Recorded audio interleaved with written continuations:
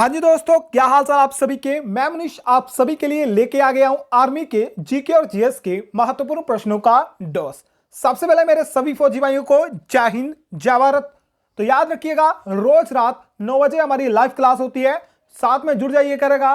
और वीडियो को लाइक नहीं करा, जल्दी से वीडियो को लाइक और वीडियो को शेयर कर दीजिएगा। आज हम डिस्कस करेंगे जीके जीएस के टॉप 35 मोस्ट इंपोर्टेंट क्वेश्चन। आपके लिए टारगेट रहेगा 30 क्वेश्चन का। रोज रात 9 बजे लाइव क्लास होती है, तो रोज रात 9 बजे हमारे साथ लाइव जुड़ जाइएगा। चलिए स्टार्ट करते हैं सबसे पहले क्वेश्चन से। उससे पहले एक इंपॉर्टेंट अपडेट बता देता हूं। सभी आर्मी के स्टूडेंट और साथ में नेवी के स्टूडेंट जो है 8 मई को भारत बंद का ऐलान कर रहे हैं, तो आपको जो है 8 मई को जुड़ जाना है हमारे साथ भारत बंद में। चलिए स्टार्ट करते हैं सबसे पहले क्वेश्चन। सबसे पहले क्वेश्चन आपके सामने है, और वीडियो को लाइक नहीं करा जो भी दोस्त लाइव जुड़ जो हैं, वीडियो को लाइक और वीडियो को शेयर कर दीजिएगा। क्वेश्चन नंबर 1 आपके सामने। क्वेश्चन पढ़ लिया तो जल्दी से आंसर बताइए। भारत की सबसे पुरानी पर्वत श्रृंखला कौन सी है? The oldest mountain range in India is the. Option है हिमालय, विंध्याचल, शिवालिक या फिर अरावली। भारत की सबसे पुरानी पर्वत श्रृंखला कौन सी है? अरावली पर्वत श्रृंखला है। ऑप्शन नंबर डी, अरावली पर्वत श्रृंखला जो है भारत की सबसे पुरानी पर्वत श्रृंखला है, और हिमालय जो है सबसे नई पर्वत श्रृंखला है। क्वेश्चन नंबर 2 आपके सामने है। हल्दिया तेल रिफाइनरी स्थित है असम में, वेस्ट बंगाल में, ओडिशा में या फिर गुजरात में? Haldia oil refinery is situated in, कहां पर स्थित है हल्दिया तेल रिफाइनरी? ये आपकी वेस्ट बंगाल में स्थित है। Option number B, west Bengal में स्थित है हल्दिया तेल रिफाइनरी। क्वेश्चन नंबर 3 आपके सामने है, इंपॉर्टेंट क्वेश्चन है। पहले राष्ट्रमंडल खेल वर्ष 1930 में कहां पर आयोजित किए गए थे? लंदन में, सिडनी में, ऑकलैंड में या फिर हैमिल्टन कनाडा में? और याद रखिएगा, राष्ट्रमंडल खेल करवाता कौन है?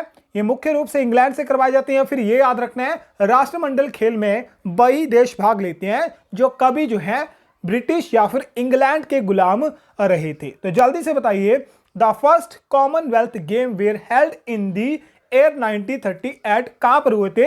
हैमिल्टन कनाडा में हुए थे। Option number D, Hamilton Canada में 1930 में राष्ट्रीय मंडल खेलों का पहला आयोजन हुआ था। क्वेश्चन नंबर 4 आपके सामने। डुरंड कप किस खेल से जुड़ा हुआ है? डुरंड कप किस खेल से संबंधित है? हॉकी, क्रिकेट, फुटबॉल या फिर बेसबॉल?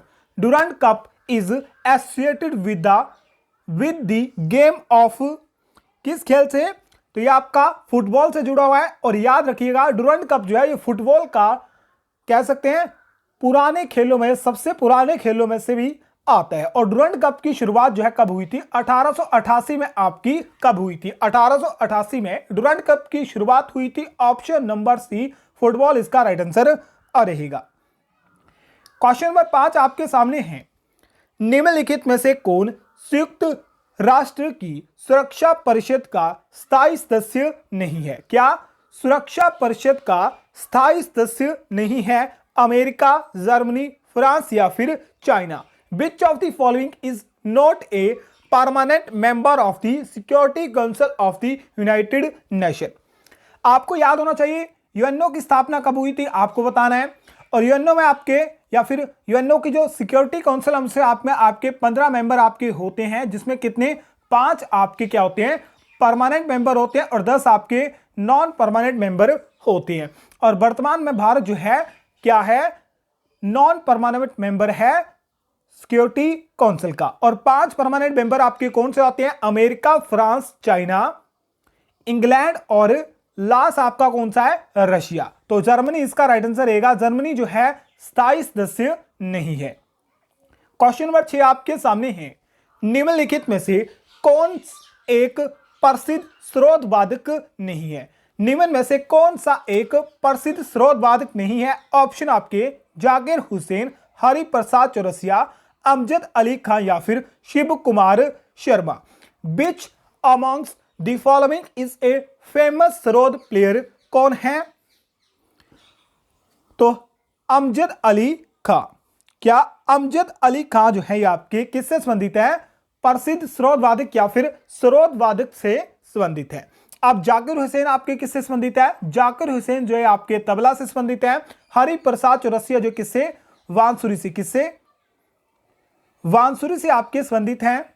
और शिव कुमार शर्मा जो है ये आपके किससे संबंधित है? ये आपके संतूर से संबंधित है। किससे संबंधित है? संतूर से आपके संबंधित है। तो क्या अमजद अली खान जो है ये सरोज से संबंधित है, जाकिर हुसैन तबला, हरि प्रसाद चौरसिया बांसुरी या फिर शिव कुमार शर्मा जो है संतूर से संबंधित है। चारों के चारे मोस्ट इंपोर्टेंट आपके एग्जाम के लिए। क्वेश्चन नंबर 7 आपके सामने है। मृच्छकटिका किसके द्वारा लिखी गई थी? मृच्छकटिका किसके द्वारा लिखी गई थी? ऑप्शन आपके हैं विक्रमादित्य, शूद्रक, कल्हण या फिर बाणभट्ट। मृच्छका कटिका वाज रिटन बाय, किसके द्वारा लिखी गई थी? शूद्रक द्वारा लिखी गई थी। किसके द्वारा? शूद्रक द्वारा। ऑप्शन नंबर बी, शूद्रक द्वारा जो है मृच्छकटिका लिखी गई थी। क्वेश्चन नंबर 8 आपके सामने है। राष्ट्रकूट साम्राज्य की स्थापना किसके द्वारा करी गई थी? इंपॉर्टेंट क्वेश्चन है। राष्ट्रकूट साम्राज्य की स्थापना किसके द्वारा करी गई थी? ऑप्शन है दंती दुर्गा, अमोघोषवर्मन प्रथम, दुर्ब या फिर कृष्णा प्रथम। Rashtrakuta empire was founded by, इसकी स्थापना किसके द्वारा करी गई थी? तो राष्ट्रकूट की स्थापना करी गई थी दंती दुर्गा द्वारा। ऑप्शन नंबर ए, दंती दुर्गा इसका राइट आंसर रहेगा। क्वेश्चन नंबर 9 आपके सामने। दोस्तों वीडियो को लाइक नहीं करा अभी तक, वीडियो को लाइक और वीडियो को शेयर कर दीजिएगा जो भी दोस्त लाइव जुड़े हुए हैं। कमेंट बॉक्स और कुछ नहीं पढ़ेंगे, जल्दी से क्वेश्चन डिस्कस करेंगे, वीडियो वो लंबी चली जाती है। क्वेश्चन है बीजापुर डैश के लिए जाना जाता है? Bijapur is now for its rock मंदिर, हैवी रेनफॉल यानी भारी वर्षा के लिए, गोल गुंबज के लिए, इनमें से कोई नहीं। तो बीजापुर को किसके लिए जाना जाता है? गोल गुंबज के लिए जाना जाता है। ऑप्शन नंबर सी, गोल गुंबज इसका राइट आंसर रहेगा। क्वेश्चन नंबर 10 आपके सामने है। Who is the author of the आइन ए अकबरी? आइन ए अकबरी के लेखक कौन है? ऑप्शन आपके अबुल फजल, अब्दुस समदी, वैरम का या फिर टोडर मल। यहां टोडर मल होगा, क्या होगा? टोडर मल होगा। तो आइन ए अकबरी जो है किसके द्वारा लिखी गई थी? आपकी अबुल फजल द्वारा लिखी गई थी। ऑप्शन नंबर ए दोस्तों इसका राइट रहेगा। नेक्स्ट क्वेश्चन डिस्कस करें। क्वेश्चन नंबर 11 आपके सामने है। निम्नलिखित में से किस नेता ने 1916 में लखनऊ समझौता पर प्रभुत्व स्थापित किया था? 1916 में लखनऊ समझौते में किस नेता ने प्रभुत्व स्थापित किया था? पंडित जवाहरलाल नेहरू, बाल गंगाधर तिलक, मोतीलाल नेहरू या फिर मदन मोहन मालवीय। तो 1916 लखनऊ समझौता कौन? बाल गंगाधर तिलक यानी बीजी तिलक इसका ऑप्शन नंबर बी, बीजी तिलक इसका राइट आंसर रहेगा। क्वेश्चन नंबर 12 आपके सामने है। प्रथम मार्क्सवादी क्रांति किस देश में शुरू हुई थी? The in which country did the first Marx revolution take place? Germany, Italy, great Britain या फिर रशिया। प्रथम मार्क्सवादी क्रांति जो है किस देश में शुरू हुई थी? रशिया में शुरू हुई थी। ऑप्शन नंबर डी, रशिया इसका राइट आंसर रहेगा। क्वेश्चन नंबर 13 आपके सामने। निम्नलिखित में से कौन सा राज्य क्षेत्रफल में सबसे छोटा है? ऑप्शन पर डिपेंड करता है। Which of the following state is the smallest in the area? Gujarat, Karnataka, Tamil Nadu या फिर आंध्र प्रदेश। तो सबसे छोटा राज्य है क्षेत्रफल में, इनमें से ऑप्शन में राइट आंसर रहेगा तमिलनाडु। तमिलनाडु का क्षेत्रफल है 1,30,000 कितना? 58 किलोमीटर स्क्वायर। ठीक है, फिर बात करते हैं गुजरात की। गुजरात का टोटल क्षेत्रफल है 1,96,024 किलोमीटर स्क्वायर। कर्नाटक की बात करने, कर्नाटक का कुल क्षेत्रफल है 1,91,791 किलोमीटर स्क्वायर। और आंध्र प्रदेश की बात करी जाए तो आंध्र प्रदेश का कुल क्षेत्रफल है 1,62,000 समथिंग किलोमीटर स्क्वायर है। तो सबसे छोटा राज्य कौन सा है? तमिलनाडु जो है इनमें से सबसे छोटा राज्य है क्षेत्रफल के अनुसार। क्वेश्चन नंबर 14 है। मन्नार की खाड़ी किसके तट पर स्थित है? आंध्र प्रदेश, तमिलनाडु, गुजरात या फिर Odisha. The gulf of Mannar is situated along the coast of, किस तट पर स्थित है मन्नार की खाड़ी? तो ये आपकी तमिलनाडु पर स्थित है। कहां? तमिलनाडु राज्य के तट पर स्थित है। ऑप्शन नंबर बी, तमिलनाडु इसका राइट आंसर रहेगा। क्वेश्चन नंबर 15 है। दुर्गापुर डैश नदी के तट पर स्थित है? दामोदर, ब्राह्मणी, स्वर्णरेखा या फिर Indravati. Durgapur is located on the bank of the river. तो दुर्गापुर जो है, दुर्गापुर शहर किस नदी के तट पर स्थित है? दामोदर नदी के तट पर स्थित है। ऑप्शन नंबर ए दामोदर इसका राइट आंसर रहेगा। क्वेश्चन नंबर 16 है, नंदा देवी शिखर स्थित है? नंदा देवी शिखर स्थित है जम्मू, केरला, उत्तराखंड या फिर Tamil Nadu. The Nanda Devi peak is located in. Nanda Devi शिखर जो है ये कहां पर स्थित है? ये उत्तराखंड में स्थित है। ऑप्शन नंबर सी उत्तराखंड इसका राइट आंसर रहेगा। क्वेश्चन नंबर 17 आपके सामने, गांधी सागर बांध डैश नदी के तट पर स्थित है? चंबल नदी, नर्मदा नदी, हिरहिंद नदी या फिर सतलुज नदी। The Gandhi Sagar dam is on the river. तो किस नदी के तट पर स्थित है? गांधी सागर बांध चंबल नदी के तट पर स्थित है। ऑप्शन नंबर ए चंबल नदी इसका राइट आंसर रहेगा। और पूछ ले कि गांधी सागर बांध जो है ये कौन से राज्य में स्थित है? यह मध्य प्रदेश में आपका स्थित। क्वेश्चन नंबर 18 आपके सामने, निम्नलिखित में से किस संविधान संशोधन द्वारा जो है भारत के संविधान में धर्मनिरपेक्ष शब्द जोड़ा गया था? कौन से संविधान संशोधन द्वारा संविधान में धर्मनिरपेक्ष जोड़ा गया था? 42वां संविधान संशोधन, 44वां संविधान संशोधन, 92वां संविधान संशोधन या फिर 73वां संविधान संशोधन। धर्मनिरपेक्ष जो है ये 42वें संविधान संशोधन में जोड़ा गया था। और 42वां संविधान संशोधन जो है कब हुआ था? 1976 में आपका हुआ था। तो most important option number A 42वां संविधान संशोधन 1976 धर्मनिरपेक्ष शब्द जोड़ा गया था। क्वेश्चन नंबर 19 है, वर्ष 1975 में आपातकाल की घोषणा के समय भारत के राष्ट्रपति कौन थे? बीबी गिरी, ज्ञानी जैल सिंह, फखरुद्दीन अली अहमद या फिर एस.डी. शर्मा। अब इमरजेंसी की बात करते हैं तो कब लगी थी? 25 जून 1975। ठीक है, 25 जून 1975 को जो है भारत में आपातकाल की घोषणा करी गई थी। प्रधानमंत्री कौन थे? इंदिरा गांधी थी। और राष्ट्रपति कौन थे? Fakhruddin Ali Ahmed. Option number C Fakhruddin Ali Ahmed इसका राइट आंसर रहेगा। 1975 में जो आपातकाल की घोषणा करी गई तो उस समय राष्ट्रपति थे। क्वेश्चन नंबर 20 है, संघ सूची में कितने विषय हैं? 52, 61, 100 या फिर 47। The union list contain how many subject? तो भारत की संघ सूची में कितने विषय हैं? वर्तमान में इनकी संख्या जो है 100 पहुंच चुकी है। तो ऑप्शन नंबर सी 100 इसका राइट आंसर रहेगा। क्वेश्चन नंबर 21 आपके सामने, महिलाओं के लिए राष्ट्रीय आयोग की स्थापना की गई थी 1951, 1952, 1953 या फिर 1954 को। The national commission for women was set up in. तो भारत में राष्ट्रीय आयोग जो कि महिलाओं के लिए बनाया गया था, इसकी स्थापना करी गई थी कब? 1992 में। कब? 1992 में। कब? जनवरी 1992 में करी गई थी। कब? जनवरी 1992 में इसकी स्थापना करी गई थी।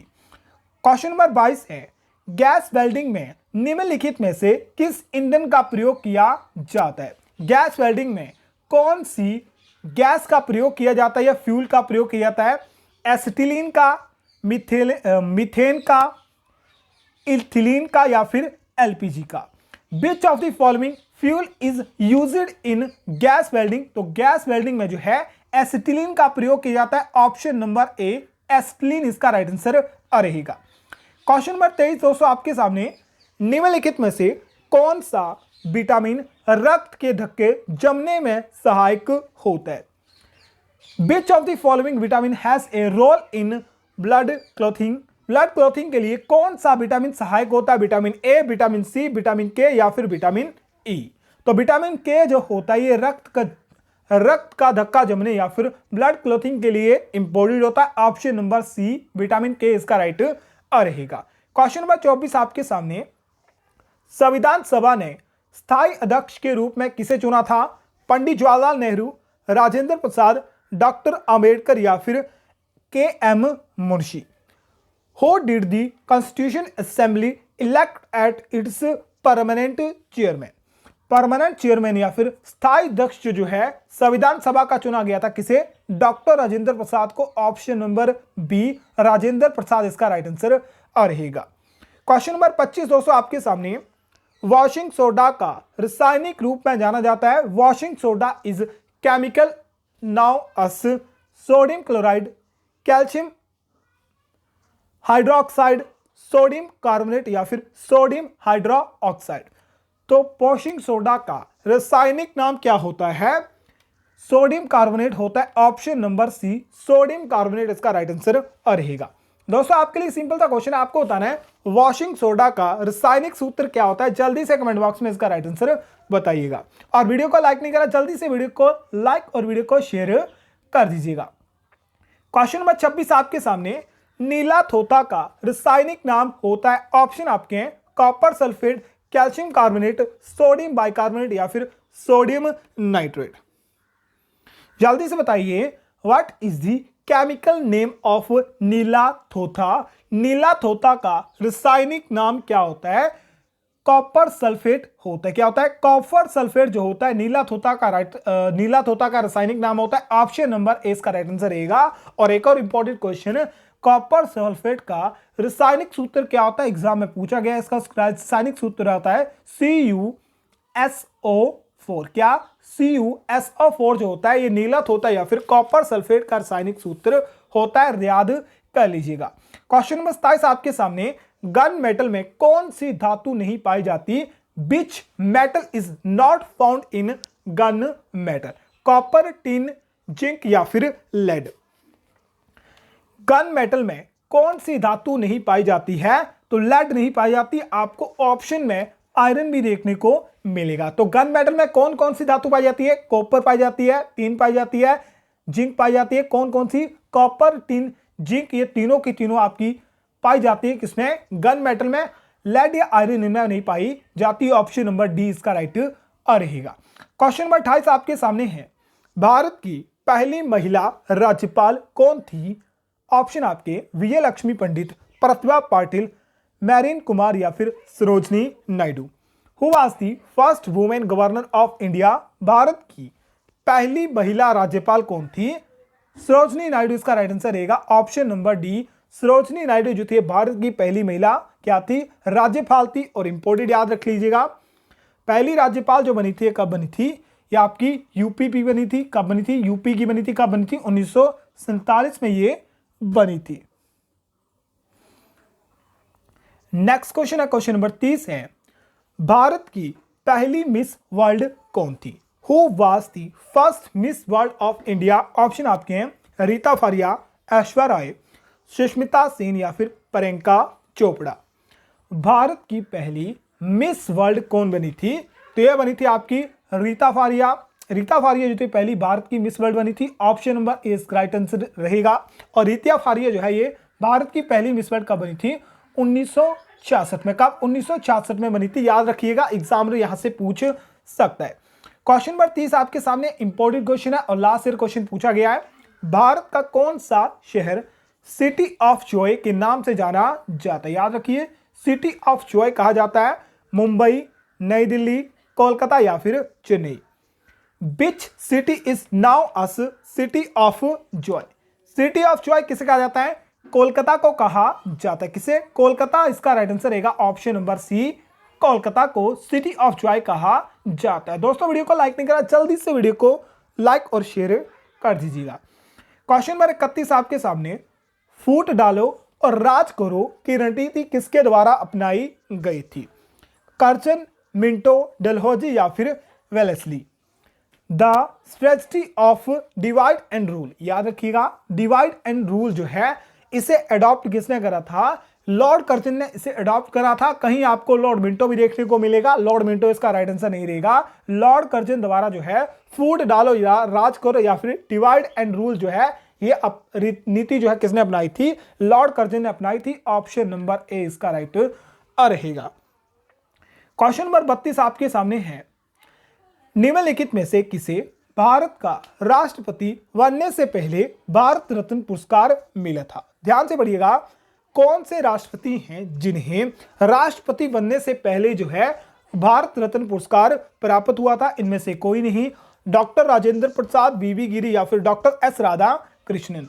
Who among the following get the Bharat Ratna award before becoming the president of India? Option number doctor S Radha Krishnan, option number D इसका राइट आंसर रहेगा।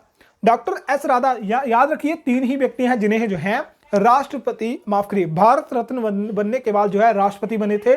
उनमें से आपके एस राधा कृष्णन आते हैं, डॉक्टर एपीजे अब्दुल कलाम आते हैं और जाकिर हुसैन या हुसैन कुछ करके, ठीक है, एक मुस्लिम राष्ट्रपति हैं, ठीक है। जाकिर हुसैन या कुछ और नाम है, याद नहीं आ रहा। ये 3 ही ऐसे व्यक्ति हैं जिन्हें जो है भारत रत्न मिला है। भारत रत्न मिलने के बाद जो है ये क्या बने थे? राष्ट्रपति बने थे भारत की। क्वेश्चन नंबर 33 आपके सामने है। प्रायद्वीप की भारत की सबसे ऊंची चोटी कौन सी है? प्रायद्वीप भारत की सबसे ऊंची चोटी है। ऑप्शन नंदा देवी, एवरेस्ट पर्वत, अन्नाई मुडी या फिर Dhaulagiri. The highest peak of the peninsula India is. तो प्रायद्वीप की भारत या फिर कह सकते हैं दक्षिण भारत की सबसे ऊंची चोटी कौन सी है? अन्नाई मुडी, ऑप्शन नंबर सी, अन्नाई मुडी इसका राइट आंसर रहेगा। और इसे याद रखिए, प्रायद्वीप की सबसे ऊंची नदी भी कहता है, दक्षिण भारत की सबसे ऊंची चोटी भी कहते हैं, और साथ में इसकी लंबाई भी याद रखनी है। इसकी लंबाई कितनी है? इसकी लंबाई है 2695। कितनी? 2695 मीटर इसकी लंबाई है। फुट में बात करेंगे तो फुट में आएगी 8892 के आसपास, ठीक है, 8892 फीट के बराबर आएगी। और पूछे अन्नाई मुडी जो है ये कौन से राज्य में स्थित है? अन्नाई मुडी आपकी केरल राज्य में स्थित है। कहां? केरल राज्य में स्थित है। क्वेश्चन नंबर 34 आपके सामने। अवतल लेंस को डैश के रूप में भी जाना जाता है। अपसारी लेंस, साधारण लेंस या इनमें से कोई नहीं। ए कन्वेव लेंस इज आल्सो नाउ। अवतल लेंस को और किस नाम से जाना जाता है? अपसारी लेंस के नाम से भी जाना जाता है। ऑप्शन नंबर बी, अपसारी इसका राइट आंसर रहेगा। लास्ट क्वेश्चन आपका इंपॉर्टेंट क्वेश्चन और लास्ट ईयर क्वेश्चन पूछा गया था। क्वेश्चन है, प्रथम परमाणु बम का विस्फोट कौन से साल हुआ था? But air did the first atomic bomb explore.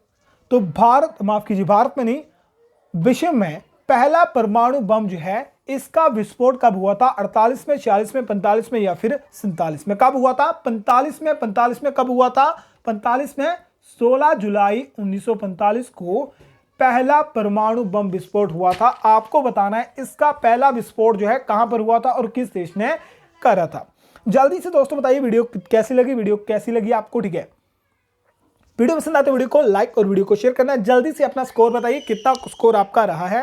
बाकी मिलते हैं एक और शानदार वीडियो में, तब तक के लिए अपना ख्याल रखिए। जय हिंद, जय